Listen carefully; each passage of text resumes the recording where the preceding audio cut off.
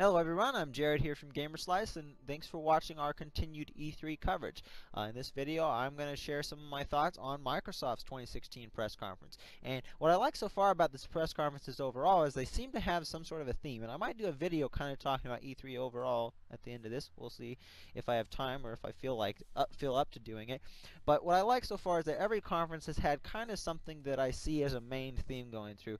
And what I see as a main theme in Microsoft's is that they're very much branching out towards PC, but not like they're just supporting PC more necessarily. But Xbox and PC are basically getting the same type of support. But in the end, some of the things that Xbox players might not want to hear. I mean, it doesn't really affect them too much, except for if somebody just bought an Xbox within the last couple months. They're probably pretty disappointed.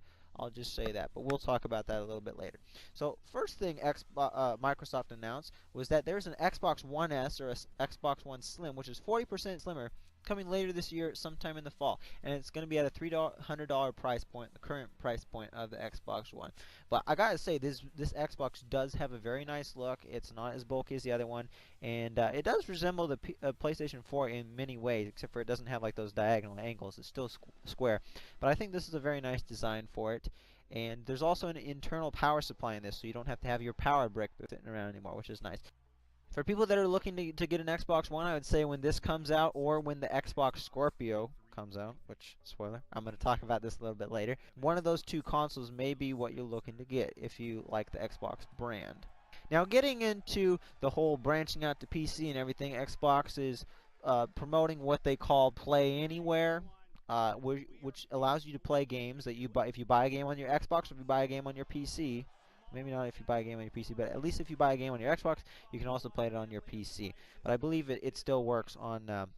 If you buy it on PC, you can also play it on your Xbox as well. So it's got Xbox PC crossplay, and this is pretty much true of nearly every single game they showed. So the first game they showed was Gears of War 4, which they start out by saying it's a Xbox and Windows 10 exclusive. Gears of War 4 looks pretty cool, I gotta say.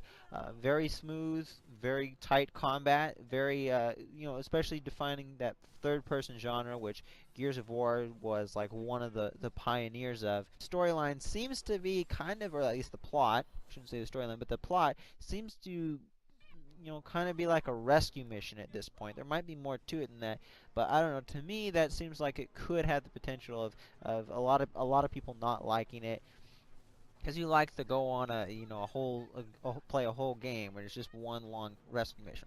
However, there does seem to be some mystery elements in there where you're discovering a lot of new things, and so that might spice things up. But looks like a cool game, and since it's coming to Windows 10, of course I'm gonna have to have Windows 10 because when I ordered my PC, I got Windows 7 because it was like half the price. But maybe in like a year or two's time, I will upgrade to Windows 10. Although I do have Windows 10 on my laptop, I think it's actually pretty good. Many people still tell me that Windows 7 is better for gaming, which may be true, but Windows 10 I don't think is that bad. Anyways, it's certainly not as bad as what Windows 8 was. So maybe I'll upgrade and play some Gears of War 4 in about a year or so. Now, next game they showed was Killer Instinct, which of course has already came out, but they're adding a new playable character, which is General Ram from Gears of War 4, or Ram, however you say it. Also, Forza Horizon 3 is coming to the PC and the Xbone. It's coming out September 27. It's definitely taking a lot more of an off-road approach than the previous games. It's going to be based in Australia, and one of the interesting things about this game is it's got a 4-player campaign which you can play in co-op, and there's very seamless transitions. You can be doing your own races, and then you can simply invite your friends or just be in the same world as your friends, and you can link up and immediately do races together, which is pretty cool. However, when games show this off, it's always kind of scripted the way they do it, and you never know if it's actually going to work this way in the real world. Most of the time it does not, so we'll have to see, but it might be able to pull it off in this game. However, a game like The Crew, for instance, kind of tried things like that, and it turned out to be one of the most disappointing games of last year. We also got a new trailer. Unfortunately, not any talk about it. There was gameplay demos later on, but we got a new trailer for ReCore, which actually shows off some of the gameplay in it, which is nice. And this is coming to both Xbox and PC as well. One of the things I think is really interesting about this game, though, is that it brings a lot of new game mechanics to the table that we haven't seen in other types of games, or at least it puts a unique spin on them. And I think this is one of them. It has a really well crafted world and really well thought out that has a lot of potentially intriguing lore behind it. So I hope we would see some of that in the game. But definitely a game that last year at E3 I was like, oh, it's coming to Xbox. I'll probably never play it. But now that it's coming to PC, I think I'll probably give this game a shot. Maybe not as soon as it comes out, but definitely sometime because it looks very interesting. Now, September 30th, we get Final Fantasy 15, which is kind of interesting. They showed it off at this conference, but because to me, all the Japanese studios seem to be more like siding with Sony, because Sony's, the Japanese, it's the Japanese platform. But anyways, they showed it off at Microsoft's conference, but there was a huge boss. They showed a boss battle off here, and the game mechanics, like whenever you're fighting a huge boss, sometimes it always feels like you're just whacking at its legs or something, and it doesn't feel like your hits really connect. And I think there was some of that. Like I was getting some of that vibe while watching this gameplay demo. However, it looks like they are going all out. The graphics look really good. You can use your team, and your AI doesn't seem to be totally brain dead, which is good. However, the music in this, a lot of people praise Final Fantasy's music, and while listening, I think it is very good music to listen to, and I think in some moments it might be good, but the particular music, up until the very end, the music kind of picked up and fit the scene very well. But the music did not fit the scene very well through most of this demo. It started out with some piano, and it was kind of the piano alone, and then some other accompaniments came in. I think the soundtracks for these games are pretty good, but I don't know whether or not they're always going to be the best fit for what you are doing on screen. Next up, we also got a trailer for some Division updates. You can probably tell based on the way I said that in my, the tone of my voice that, I'm not really looking forward to this. I played Division. It's kind of a disappointment, but it's not a terrible game. So on June 28th, the Underground segment is coming to Xbox first. Seems like it's kind of like the strike type things. I forget what they're called. That you do later on once you beat the game. And you play on super hard difficulty, but to me it doesn't seem to add too much more to the game. Then on October 21, we get Battlefield 1, which EA already showed off at their press conference. But with EA Access on Xbox, you can get the game as early as October 13th, so you can get it pretty much a whole week in advance. Now, one of the cool things about what Xbox is doing, and I think this is one of the highlights of their conference, they are really trying to make Xbox Live a better place to play, and they're making a lot of expansions and updates and adding a lot of new things to it. For instance, you can actually listen to background music now with like Cortana and stuff, and they're adding more services as well. There's also the clubs and groups section, which allows you to link up with other players, and kind of like what the communities thing was on PlayStation 4. And it seems to work pretty good. I haven't really personally used it, but there seem to be a lot of people playing together and hooking up that way to get a game going. So I'm not going to say this type of a service or this type of a feature is useless or won't work, because I think it actually will, but it's not particularly something up my alley. If I want to play, normally I play the game together with friends, unless none of my friends have the game, but that seems like a good feature. And then also Arena, which is like a tournament platform, is coming to Xbox as well, and it seems like they're going to do a lot of stuff with like maybe esports or whatever, but it doesn't seem like, I can't really tell how much they're going to be opening that up to the public, but I imagine they're going to have public tournaments, or you can design your own tournaments with friends and all that stuff. I know you can, but I don't know if there's going to be any like big events that you could build around that and like get tons of people together. Because there'd probably be a lot of legal stuff you would have to do, especially if you start offering up prizes or whatnot. And then they showed off Minecraft, which I'm not too enthused about, but there's cross-platform gameplay now, so you can play somebody on PC, you can play with somebody on the Xbox, and they're also showing off with Gear VR as well on like the tablets or phones or whatever. However, their demonstration of this was quite cringeworthy, to say the least. I would say it's the first cringeworthy thing so far at E3. Hopefully, we don't have any other things, and hopefully this shapes to be a good E3. But you can also redesign your Xbox controller, so you can pretty much, seems like, just go to Microsoft's website or Xbox's website and design your own controller with, I think they said, like over 50 million, or no, I think it's 8 million customization options. So you can basically change the color. You can like customize each individual button, like what colors you want on it, what patterns. Well, I don't know. It doesn't seem like you can do patterns, but you can do colors. So, but you can't actually design the way the controller looks. Now, after last year, with Microsoft revealing ID at Xbox, which is indie developers at Xbox, we get an update this year on it.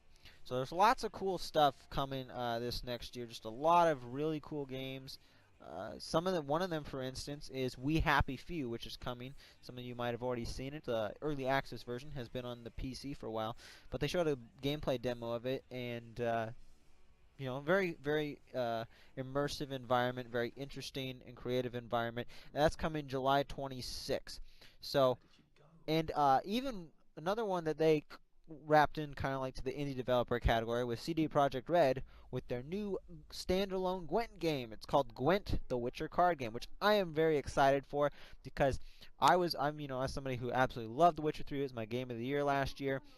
I think on console it did have some flaws, mainly with like the performance of it. But the way it is now, I would say the game moves from what I gave it like a 9 out of 10 last year. I'd say it moves up to a 10 out of 10, at least on the PS4. I can't say so much for the Xbox One, but I'm sure they probably fixed a lot of the problems there. But on the PC, I'd say it was 10 out of 10 out of the get-go. But Gwent is a really awesome thing. Like many people put hours and hours. I'm somebody, I think I probably put at least 15 hours into Gwent alone. Well, maybe not that much, but probably 10 to 15 hours into Gwent. So I logged a lot of hours. It's a really cool card game. I got very good at it as well. So I'm very excited to see this. I actually signed up for their beta, which they're going to be launching in September. So if you sign up, you may get picked for it. I don't know. They might have already reached their limit of how many people can sign up already. Who knows? But the really cool thing is it's going to have cross-platform multiplayer. There's also going to be a single player for this, as well as a multiplayer, with actually some sort of a story as well wrapped into it, I believe. There's currently 4 decks in the game. And I found it very odd. They have the newest deck, which they introduced in the Blood and Wine DLC, which I have not quite finished playing yet. So that's the Skellige deck. That's the newest deck. But the Nilfgaardian Empire deck is not in there right now. I don't know if they're going to be adding it. Like, hopefully they wouldn't tack it on as DLC later, because it was one of them that was originally in the game. But who knows? But right now, as of right now, it's not in the game. I really hope they put it in there before it releases. But this game is looking very cool. They're adding lots of new cards. It seems like new abilities to even some of the pre-existing cards. I know a Geralt's card, it seemed, for instance, it looked like he had Igni. It showed the Igni symbol on his card, so it seems like rather than Geralt just being a normal hero card that can't be affected by any special cards and just has high damage, it seems like he also has some sort of an additional ability where he can cast the Igni sign and do some fire damage or something. So very cool. It seems like they've really expanded it, and I'm glad they are making this game. But for all the other indie games that are part of the ID at Xbox program, there are a lot of other very interesting ones. They showed off a ton of them really quick, and I can't really tell you what all of them were, but a lot of them looked cool, and if you have an Xbox, you should probably look into them, because as I said in our mine and Diego's EA wrap-up, or recap, indie developers are pretty much the future of the games industry, and they are bigger and better than ever. They're getting higher budgets, and some indie developers are definitely on the rise to becoming AA or AAA studios. Now moving on, in 2017 we are getting Tekken 7. Not much to say about that. Tekken 7's coming though. It's also where we got a trailer for Dead Rising 4, which looks pretty much like the other Dead Rising games. They seem to have probably just went even more wacky with it than before, and allow the player to do a lot of very interesting and creative things that I'm assuming they're going to keep all the same stuff you could do from the other games, but just add more to it. I think it would be stupid for them to take anything away. But that game's coming holiday 2016. Now and I believe most of these games I've listed off so far, including Dead Rising 4, I didn't write it in my notes, but pretty much everything was coming to both PC and Xbox. I don't know if there was a single game that was just purely an Xbox exclusive. I mean, from what I can tell, not even Halo at this point is going to be Xbox exclusive. I mean, at one point it wasn't. So it seems like it's going back to that. Also in 2017, we're getting Scalebound coming to both the Xbox and the PC. And this game, I heard talk about it, but it seems like it was around Gamescom last year that I actually looked into it more, and I think, okay, this actually looks pretty cool. But watching it now, I think it's a little rough around the edges at this point. It can improve, but the game is kind of unusual. It kind of mixes. There's a lot of really funny things, and it doesn't take itself super seriously, from what I can tell. Although it does have a very like serious style of gameplay and everything. But you know, who knows? This game could be good, or it could be kind of a disappointment. From what I'm seeing, though, they showed off a boss battle. I'm not super excited for it as I thought I was when I would have been when I started watching this gameplay trailer, or when I started watching this gameplay demo. But it looks really cool nonetheless, and I've got my eye on it. And you know, Platinum Games, hopefully they'll make a great game, because they have the potential to make this really good. Now, also, what I think is, you know, a lot of people would disagree with me, but I think is one of Xbox's, and you know, just Microsoft's, I should say, because it's coming to both the Xbox and PC. One of their strongest titles is Sea of Thieves. Now, the reason this game is so interesting to me is it seems to take some of the stuff we've seen in a lot of these games involving pirate ships, such as Assassin's Creed and whatnot, but it puts it into a group setting, and you're not even restricted to the ships as well. You can even be on the islands as well. So there seems to be more to it than that. And the thing is, there's already a game, specifically, you guys would probably think of, which is Guns of Icarus, that already proves that this type of a concept of taking multiple players on a ship and battling other players can indeed work. And it actually works very well at times. And it could have the potential for not really esports, but kind of like a more casual esports or casual tournament system. Who knows? Maybe they could bring it into an esports thing, but I'm not so sure about that. But as I said, definitely reminds me a lot of Guns N' Icarus. I think it'll be really cool, and I'm probably gonna pick this up and play it with some friends on the PC. Next up, they showed off State of Decay. It was a cinematic trailer, so leads me to believe that the game is still a long ways off. But for the Xbox and the PC, so you know, zombie game or whatever, it seems like it could be pretty cool. But you know, we'll just have to wait and see. And then on February 21, we got Halo Wars 2, which is coming to the Xbox and the PC. And there is a week-long beta up right now on the Xbox. So at least the Xbox people are still going to be able to get betas and maybe early access to this stuff ahead of PC players. But, you know, it's not something that the Xbox players should be like, oh, screw you, Microsoft. I mean, because they kind of need to. The Xbox One does not have the best sales, and they're kind of needing to branch out to the PC market and support it more. I don't think anybody loses here. I mean, the Xbox, it's not like you're not going to get the game. It coming to another platform is not a bad thing. But some people are just are jealous of it, and if it comes to another platform, you know, I can understand something, like especially if it going to an exclusive, from it going to multi-platform to exclusive. I don't even think you should be rejoicing about that. For instance, like Street Fighter V, for instance, is now was PlayStation 4 exclusive. I wasn't rejoicing about that. I mean, sometimes they say this is what is required to actually get the game through its development cycle, because you know we're on a budget here, and we're not going to get the money otherwise. But I never rejoice in seeing one game going from multi-plat to a single platform. However, it is a good thing when games go from being exclusives to multi-platforms. That's very good to see, because it just allows more people to play it, and nobody should be angry about that. But going back to Halo Wars 2, it's RTS, and seems like they've made a lot of improvements from the previous Halo Wars, including like Tracer Fire and all that stuff. If you're an RTS fan and you're a fan of Halo, this seems like a good game to pick up. Although, because it is an RTS, on Xbox, it's probably not as in-depth, and there's not going to be as much micromanagement as what you would have on a RTS that's, you know, PC-focused. But you know, if you're interested in the RTS genre and you haven't already got into it, but you're kind of afraid of it because it seems like a hard thing to tackle, this might be a good one to kind of get you into that.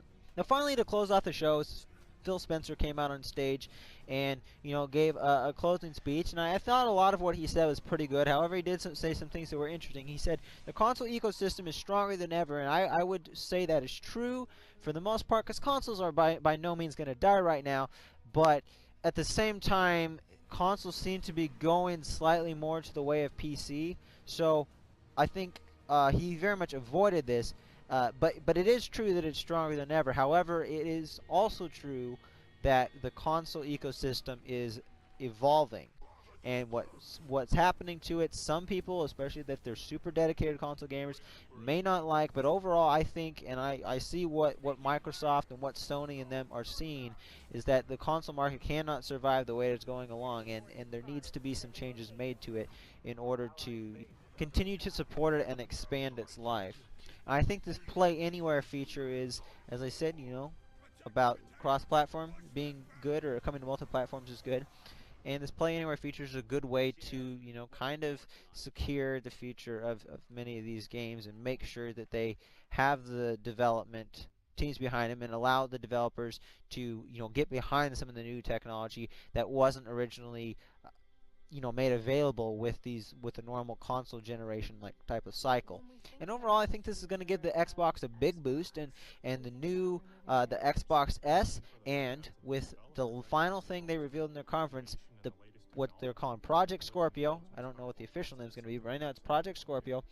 Coming holiday 2017 is going to be the new powerful Xbox. It's got, we don't know too much about the specs, except for that we'll have 4K support, VR support, and it has 6 teraflops of power and so forth. So it seems to be a pretty, they're saying it's going to be the most powerful console in the market. Who knows? I mean, from what we have revealed, maybe, but PlayStation Neo specs were revealed, and they're still saying it's the most powerful console. It's going to be the most powerful console in the market, so it could be more powerful than the PlayStation Neo, which I think that would definitely give, for especially latecomers to the thing, or since there may not be a late generation, just for people coming, at least until Sony tries to top them, I think it will bring a lot more people their way. So I think what the changes that Microsoft has made within the last couple of years related to Xbox and branching that with PC, and just kind of trying to help developers out, get more access to hardware, and just make themselves more competitive as a company, or especially with the Xbox division. I think they've been doing a very good job at that. Phil Spencer coming in has helped a lot of things. So I think the future for consoles is looking pretty healthy from both Microsoft and Sony alike.